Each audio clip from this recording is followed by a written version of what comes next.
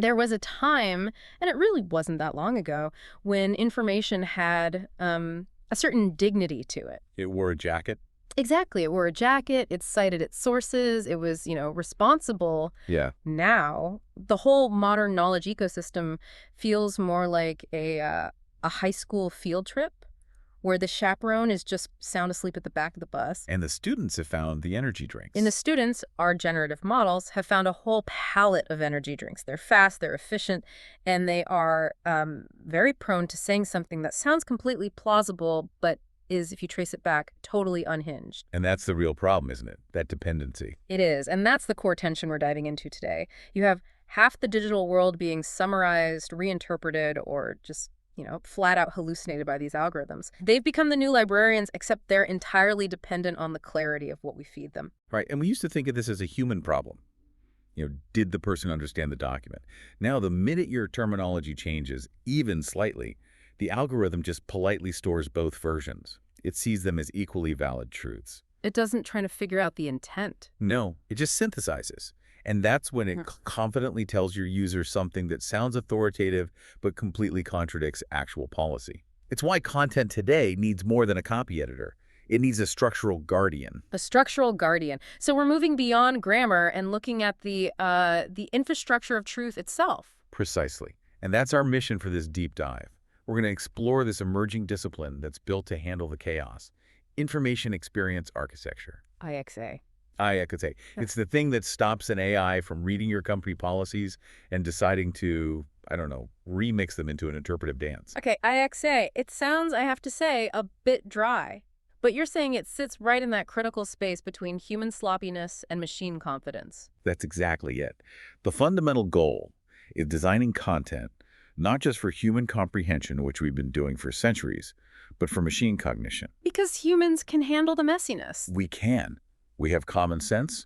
We know the history of a company. We can infer context.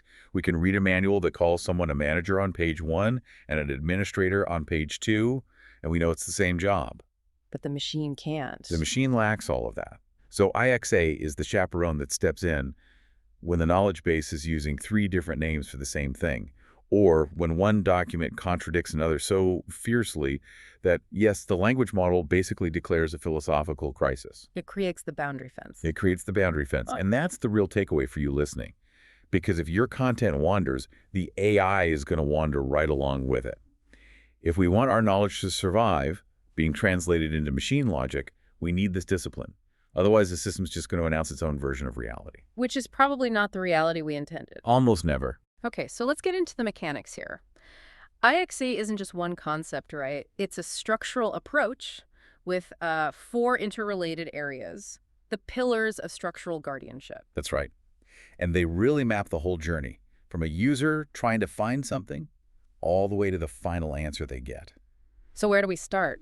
Well, we start with a pillar that's familiar but radically repurposed, SEO, search engine optimization. Ah, SEO. I think most people associate that with, click farms and shady marketing tactics. And they're not wrong, historically. We kind of exiled it to the wilderness. Yeah. But if you strip it all back, SEO is just the practice of making content findable and legible. It's the radical act of naming things what they actually are. So it's not about tricking Google anymore. It's about absolute, uncompromised clarity. Exactly. If the machine can't reliably figure out what the content is and who it's for, the whole pipeline just breaks down right there. Good structure helps humans find things and helps the machines index them. They're not separate goals. Okay, so clear indexing, that's step 1. And I imagine that flows directly into the second pillar, which has to be about the quality of the answer itself. It does. That brings us to AEO, Answer Expectation Optimization. AEO. Yeah. When you ask an AI assistant a question, you expect a direct, correct answer. You don't want to link to a PDF where you have to go on a scavenger hunt. No, you want the answer. You want the answer. So AEO is the discipline of making sure your content is front-loaded with definitions, that it has actionable headings, that it's broken into structured chunks. If you don't do that, the model has to invent the connections itself. And that's how your official company guidance turns into a weird, choose-your-own-adventure story. And that seems totally dependent on the third pillar, which you touched on earlier, the consistency, the vocabulary. That's the critical piece. We can call it GEO, Generative Model Optimization. And it is all about terminology control. You have to define your vocabulary and then stick with it, without fail. Right. Because generative models treat synonyms as what you might call ontological events. Okay, wait, let's drill down on that phrase, ontological events.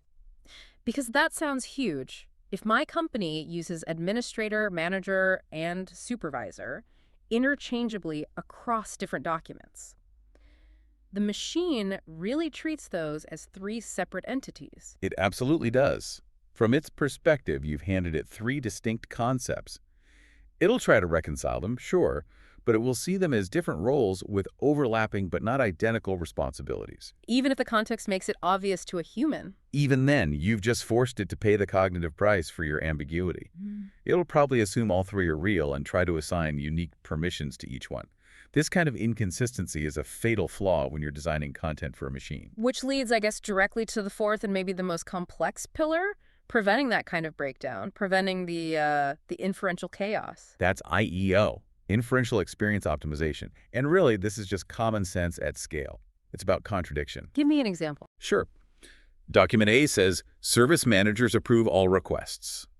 Document B, written by a totally different department, says, no one may approve requests without oversight from the steering committee. A human can navigate that. We know there's some nuance missing, or one policy is older than the other. But the machine, it can't handle that irony. IEO is about making sure your content doesn't accidentally create a philosophical paradox for the AI. So we've got the theory down, SEO, AEO, GEO, and IEO. What happens in the real world when this whole structural discipline is just absent? Well, we have a pretty powerful and, frankly, alarming case study from the healthcare sector. Okay. Imagine a major hospital system.